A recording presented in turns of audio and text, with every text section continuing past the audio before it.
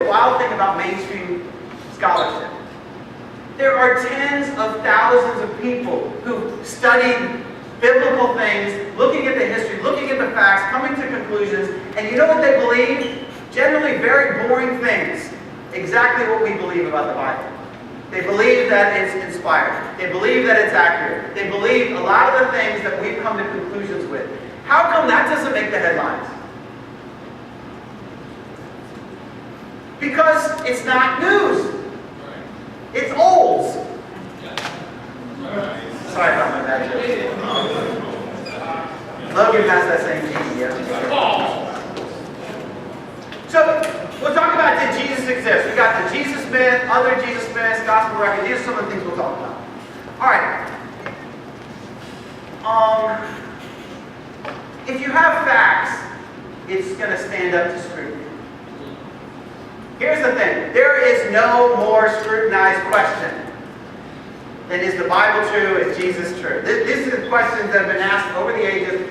And in some ways, we'd all like to discount it so we could go do our own thing. I'm being honest. I I love Jesus and I love God. But if it's not true, I really don't want to devote the rest of my life to it. Are you with me? That's part of the reason I study this stuff. I'm just going to make sure it's true. So I don't waste all my time on something. And I really believe it's true. So there's this thing called the Jesus myth, and this author here, Bart Ehrman, tries to dispel it. He just defines it here, just saying that Jesus didn't exist. It's just a myth. So they have three arguments. We'll go over them here real quick. The New Testament has no historical value. So what are some evidence that you already talked about that you would use to debunk this question? What are some of the things? What would you say? Look.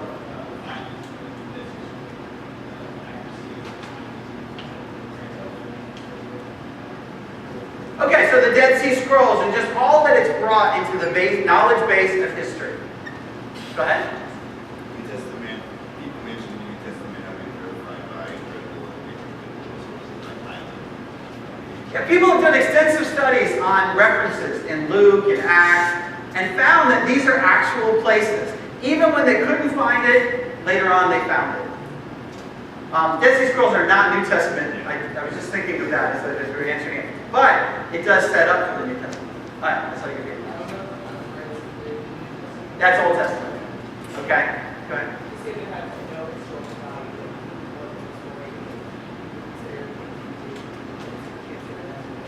Yeah, you've already. What's the problem with his argument? Yeah, it's an absolute. It's not. It's really. It's also just an opinion. Yeah. Go ahead.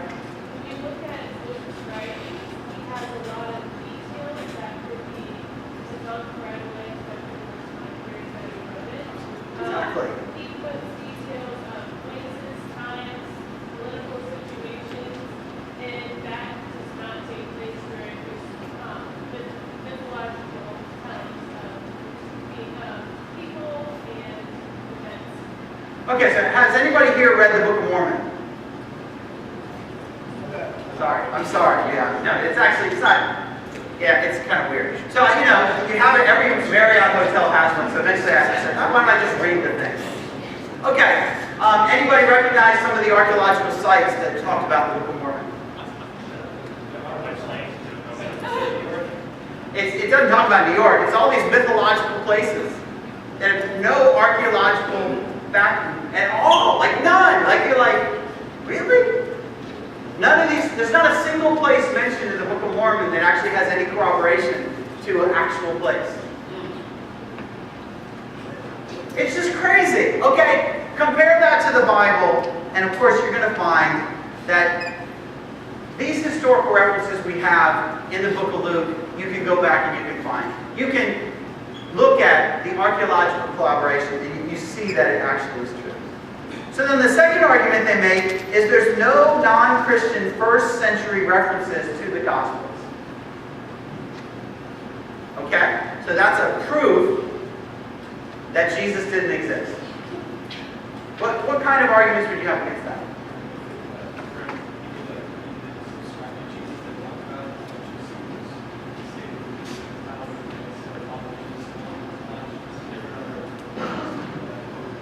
Okay, so first of all, it's not even true. Second of all, that you have an example, so that's good. Anything else? How many writings do you have from Plato? Or how many references do you have from Plato from his century? Socrates, Julius Caesar, Buddha. It's not even a realistic expectation. You see what I'm saying? It's like, even though the Bible actually has something very close to this, it's not a reasonable expectation. Let's see what I write down. So you can evaluate the non-Christian historical references. We're going to look at those, and you can compare them to historical references. All right. So then the other charge is that it's what we talked about a little bit before. Christianity's pagan or mythical roots, saying that Christianity borrows from other resurrection stories that are out there by whoever, different John. I won't even waste our time with it, Basically, there are unique teachings of Jesus, but the argument that says because there are parallels in the New Testament account to other writings, therefore it's not true. It's not logic, right? That's just, it's not a logical argument. So you can just kind of throw it out. I mean, when you look at scholarly opinion, you find that the Jesus myth just does not stack up to what we have found. I'm not going to spend too much time on it. You'll be able to read the slides. There's some other funky things like there's the Jesus seminar. When I was growing up, my dad gave me that book on the right. He said, "Oh, you should read this." Like, Dad, you went to MIT. How could you actually think this was valid? I mean, it's one of those sensationalistic approaches. So what happened? She reinterpreted the New Testament. So there's a married, divorced, and remarried Jesus. Fathered four, becomes the wicked priest of the Dead Sea Scrolls. Second Opinions, chapter 3. You read that?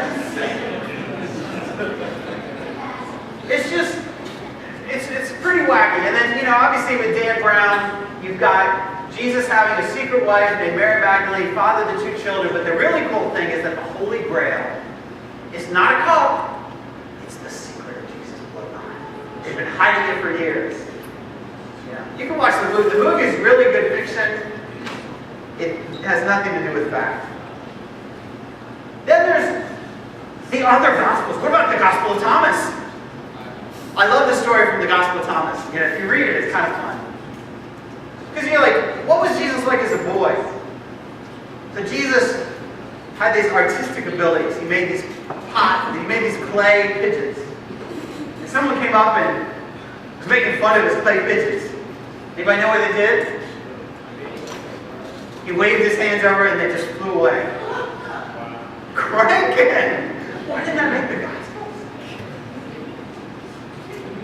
Okay, so just a little bit out of character. Let me just show off, Someone picking on me, so therefore I'm going to show off. It's so, he was racing this other guy. That's boy. And the other guy trips a little bit and he wins. So Jesus curses the guy and then kills him. It's kind of rough. You're like, are these, when you're looking at these apocryphal, other Gospels, etc., here are some of the facts. And I just want to say the fourth one. No early church father quoted them, and no Christian denomination includes them in their canon. Here's the reason. When you read that, compared to reading the Bible, it's just not the same quality. You read it for yourself. That's one of the things I encourage people to do. Read these other books and just compare it to the Bible. People say, "Oh, the Quran is amazing. It's amazing. It's amazing." Okay, read it.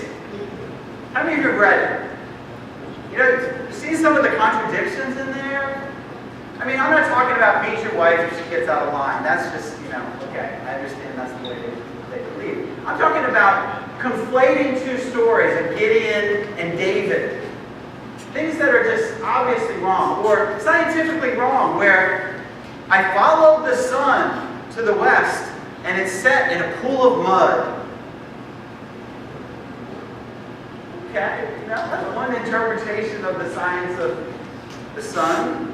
It's just things that and I'm not saying it to mock, I'm just saying read it and compare that to what you see in the Bible. It's just not the same. So we're not missing any Gospels. There's a bunch of facts that you can debunk Da Vinci if you want. That's all online if you want. But can the Gospels actually be used as reliable eyewitness accounts? Why weren't the Gospels written down right away? I love this one. And are there any other earlier Christian records? So, I want to address the second one. We talked a little bit about oral tradition yesterday. I love that. In the Christ Files, he talks about the office of teacher. And he says that actually, the teachers were the ones who were charged with memorizing all of the accounts of Jesus. So they're actually somebody in your church. Everybody wanted one of these people in their church. It's a guy who had this incredible ability to memorize things. Now picture back then, 90% of your audience doesn't read. So if you want to effectively communicate the gospel, put it in a tract and spread it out all over the place, right? They'll be like, what is the purpose of this paper with writing on it? You know, it doesn't do them any good because they can't read. So the most effective way to communicate the gospel was orally. And it was ineffective to write it down. So that's when you said it was more valued. The oral tradition was more valued than the written tradition because most people had no value for the written tradition because they didn't read. You know, how many books do you have? I can't read. It's not the right question. So they valued this oral tradition, and they spent a lot of time working on memorizing it. And that's why the whole word for word thing it's not the same question. You know, there wasn't a copyist error in the oral tradition. That wasn't the point. And sometimes the way we think really changes. And so we ask the question, why weren't the Gospels written down right away? Why do we have like this copy from, you know, June 30th, 43 AD? He dated it, right? There's a lot of funny things about that. And it's just not the right question. So the basic assumption in the Gospels is that Mark was written first. And the reason they think that is because most of Mark is contained in Luke and Matthew.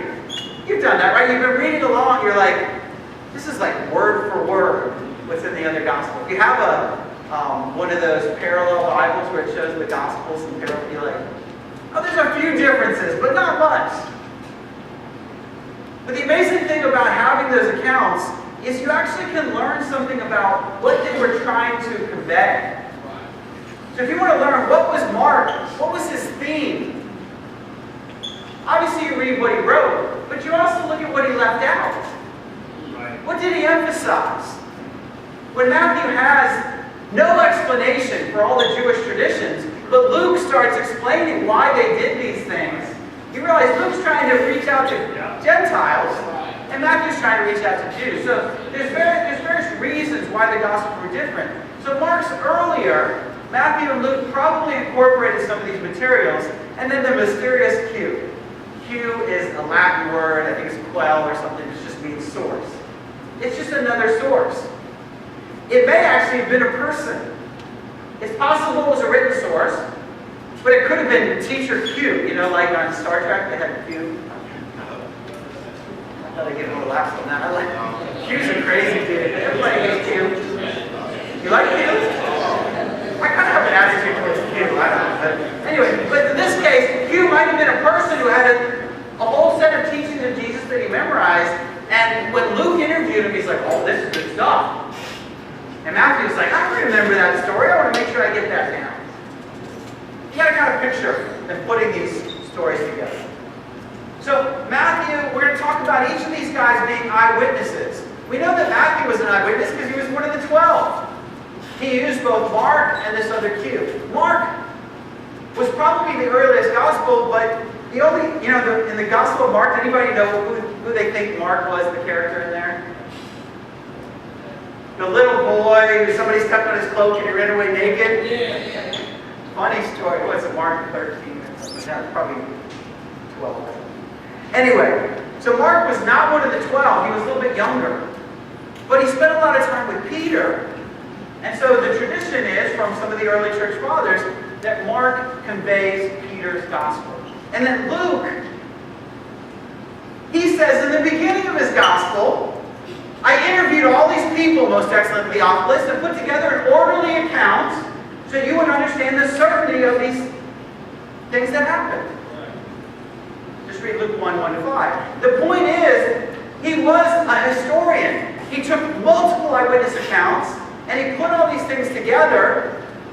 He was also educated. They think he was a physician, right? So the Bible says. And so he's educated.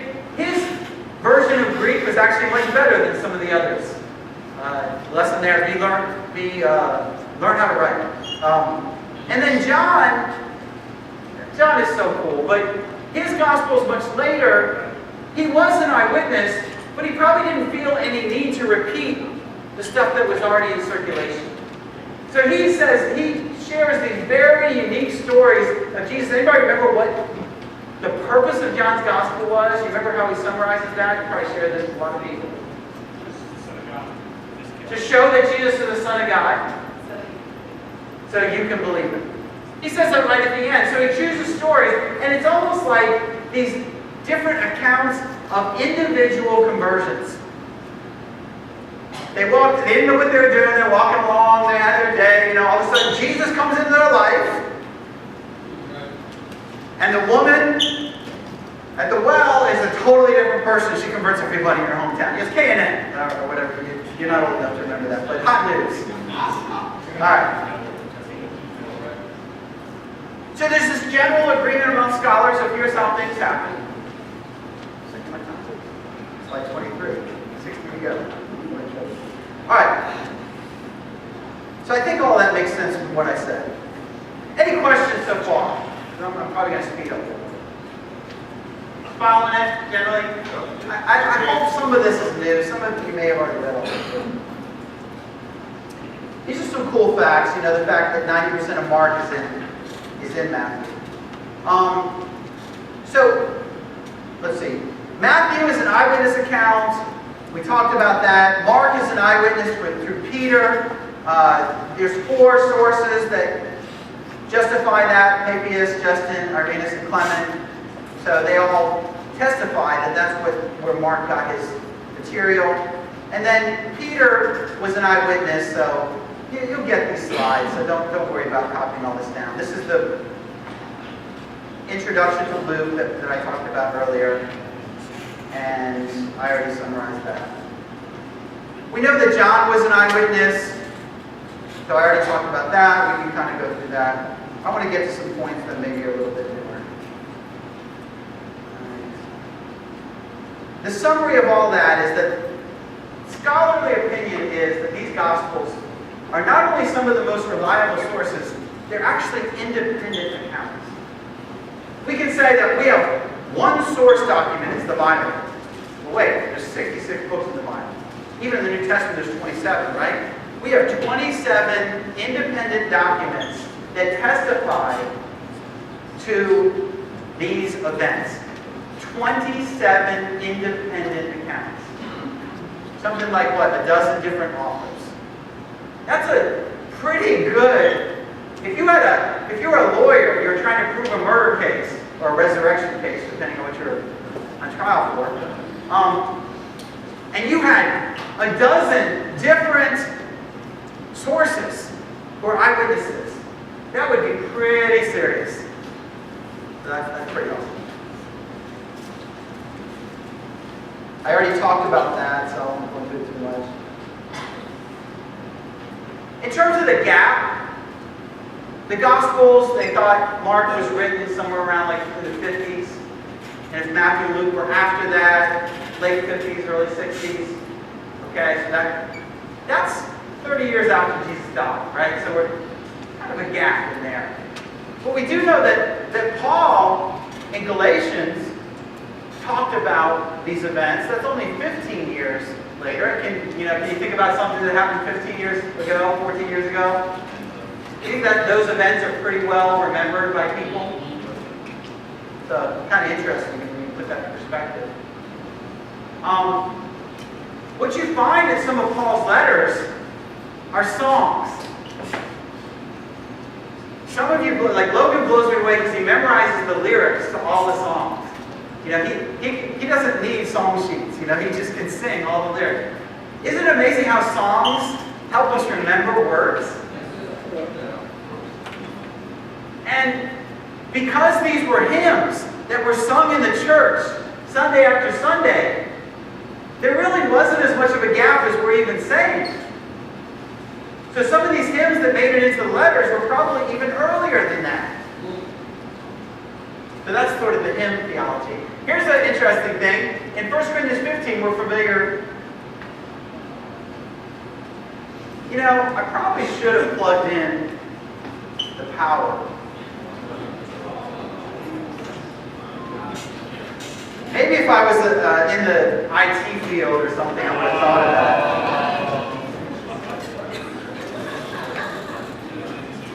I thought Max had unlimited power. There you go.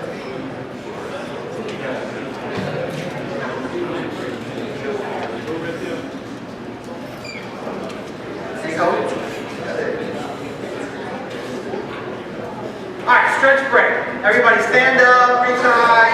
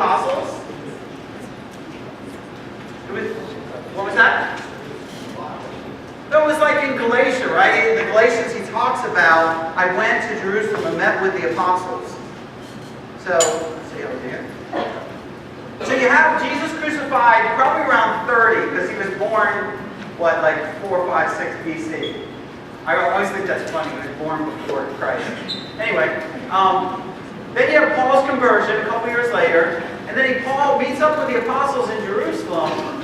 After 3 years, I went up to Jerusalem to get acquainted with Stephen. So he probably learned some of these ancient, we call them ancient, at the time they were the news, you know, the good news. He learned the good news. He learned this creed or this saying from the apostles. And so within 5 years of the crucifixion, he had this succinct summary of the gospel.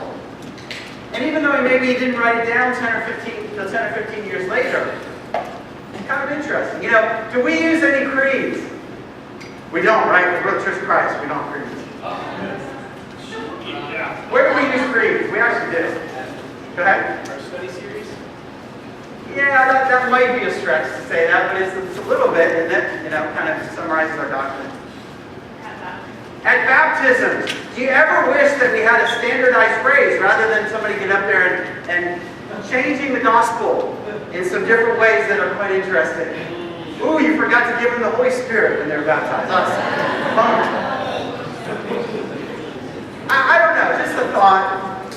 I'm sure you've thought the same thing. So an amazing case can be made for saying that the Christian belief in the resurrection, though not written down, can be dated within 2 years of that very event. So just within an incredibly short time after that event. So we've looked at some of the reasons why people believe the Gospels are historically accurate documents. There are so many more arguments. We could talk about all the... I think I skipped the one where in Luke, historians have studied all of the references to the different leaders, tetrarchs, the places in Luke and Acts, and they found that all of them have archaeological backing for them. And if they don't yet, they assume that they will soon. It's just the way that the facts have come out. So what about extra biblical sources? If we can find some extra biblical sources to confirm it, to corroborate, which means to make more certain, we want to find out, do these extra biblical sources confirm or contradict the New Testament? And lots of quotes just to show you that we have some scholarship behind this. But it comes down to this table here. Just a short summary of some of the Roman sources, some of the Jewish sources. The check indicates those are the ones we're going to look at. So we'll look at just a couple. We'll look at 3. See, Pliny the Younger, who was a Roman, a nephew of Pliny the Elder, who cares? But he wrote this thing in the letters from Bithynia, so 112 AD, and he basically refers to the Christians at 112 AD, 110, 112 AD. So, how many years is that? That's like, 60 years afterwards. And you've got maybe 50 years after some of these documents being written, you've got extra biblical sources starting to refer to the Christians. And Paulo talked about this a little bit yesterday, so I won't go into too much of what's needed to prove that. But you have the Annals from Tacitus. So in AD 115, he explicitly stated that Nero persecuted the Christians. Now you probably have heard this story, right? That Nero burned the city because he had some construction projects he wanted to start, and the best way to start is to free up some land. After he burned the city, he blamed the Christians for doing it, therefore he could persecute the Christians and all that. And so Tacitus was trying to get the facts down historically, and in AD 115, he describes the events from 50 years earlier. And at that point, he was probably safe in saying that Nero had done something, he wouldn't get killed, right, for saying it. So the timing had become right. And there may be another reason why they didn't write too much about the Christians, if they were non-Christians back then, is because they could have been associated with the Christians, and there were persecutions that would put them to death. So as was mentioned earlier, Josephus is one of the authors that the Jews consider Josephus one of their great historians. It's amazing because he was friendly with the Romans and yet also a Jewish historian. His book called The Antiquities of the Jews, written about 93 AD. He lived through the Jewish-Roman War. Now this is where the abomination that causes desolation, remember that? In Daniel, and then Jesus refers to it even in Matthew 24 and Mark 13, when he talks about the armies will surround the city. If you're in the city at that time, I suggest you get out. Well, the Christians took that advice. Most of them got out. Those Roman wars was written about by Josephus. He was a priest, a Pharisee. The Jews actually didn't like him because he was so pro-Roman. So here's some of the things he wrote. He convened a meeting of the Sanhedrin and brought them before a man named James, the brother of Jesus, who is also called the Christ, and certain others. AD 93. That's pretty convincing right there. Well, let's go with another one. There was at this time Jesus, a wise man, if it be lawful to call him a man, for he was a doer of wonderful works, a teacher of such men as received the truth with pleasure. He drew over to him both men of the Jews and many of the Gentiles. He was the Christ. And when Pilate, at the suggestion of the principal men amongst us, had condemned him to the cross, those that loved him at first did not forsake him, for he appeared to them alive again the third day.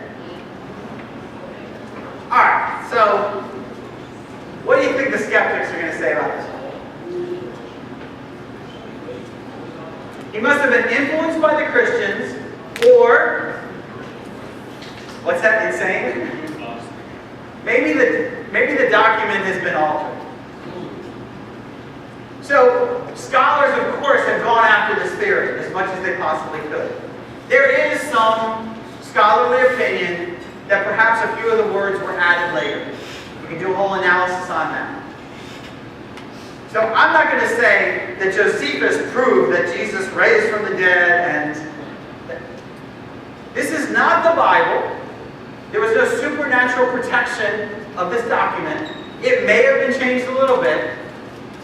But what's amazing about it is that it brings up the existence of Christ at such an early time. There's no way to get around the historicity of Jesus from this document alone. I mean, you just really have trouble finding a better proof. It even goes on a little bit. The tribe of Christians, so named from him, are not extinct at this day. So there's some scholarly opinion that's been published on this. The consensus among both Jewish and Christian scholars that the passage as a whole is authentic, although there may be some interpolations. But even so, Josephus corroborates important information about Jesus. So basically what I just said, I stole from him. Are there other sources? There are. You can look at them. This is not dozens, but there are some. I put the chart in there. I had this before they talked about it yesterday. You remember this chart where you have what are the early documents, and I added in here the Christian documents because you can see for the Old Testament, the interval is now down to 300 years. Look at the number of copies compared. For the New Testament, we're certainly within 50. 8,000. So what's number 2? The Old Testament. Oh. What's number 3? Homer.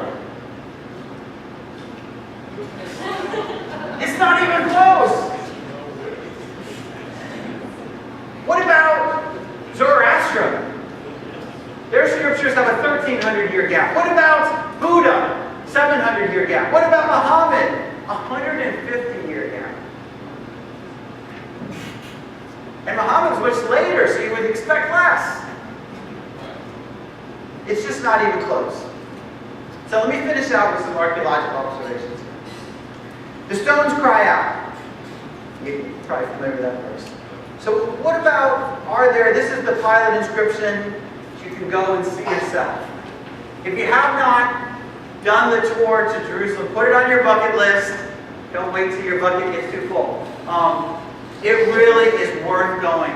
You can actually see, like where, I won't even go into all the details, but you walk where Jesus walked, see it, the place where Jesus was born, where he was crucified. You go to the Olive Garden, the Olive Garden. Go to the Olive Garden.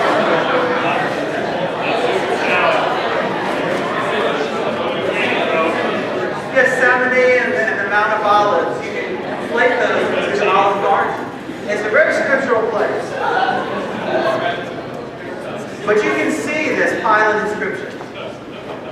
We already looked at the Rylands fragment yesterday, so I won't go into too much, but there it is. The consensus of both liberal and conservative scholars is that Luke's very accurate as a historian. This is some of those facts that we were talking about earlier. Luke's references to 32 countries, 54 cities, 9 islands, finding not a single mistake. Because it was historically accurate. So, this is an inscription from Tiberius Caesar. So the cool thing about this is, in Luke chapter 3, he referred to this guy named Licinius. Up till this discovery, there was no archaeological proof of this guy, so they were like, oh, another problem with the Bible, of course. But then they found this inscription, and his name's in there, Licinius Tetrarch. So it's just that, I'll give you some more evidence here. Pool of Bethesda, so you can go and see this yourself. Now there is in Jerusalem near Sheepgate a pool called Bethesda. And we're not talking about Bethesda, Maryland. But you can go there and actually see these places. That's why going to Israel is so amazing. Go to Jacob's Well. You'll see it. Go to the Pool of Siloam. You'll see it. Go to the stone pavement that's mentioned in John 19. Those who know the facts recognize that the New Testament must be accepted as a remarkably accurate source of book. So what do you see when you look at the scholarly opinion? We're not talking about the skeptics writing their headlines. They believe in the historicity of Jesus. There's no serious scholar out there that doesn't accept the historicity of Jesus. The Gospels are reliable eyewitness accounts. Paul's testimony narrows the gap to just a few years. Historians corroborate the Gospel. Archaeology corroborates the Gospels. So let's do a quick case study of the resurrection. You know, this is one of those challenges. We're going to get into some of the logical arguments here. Are miracles actually possible? I took a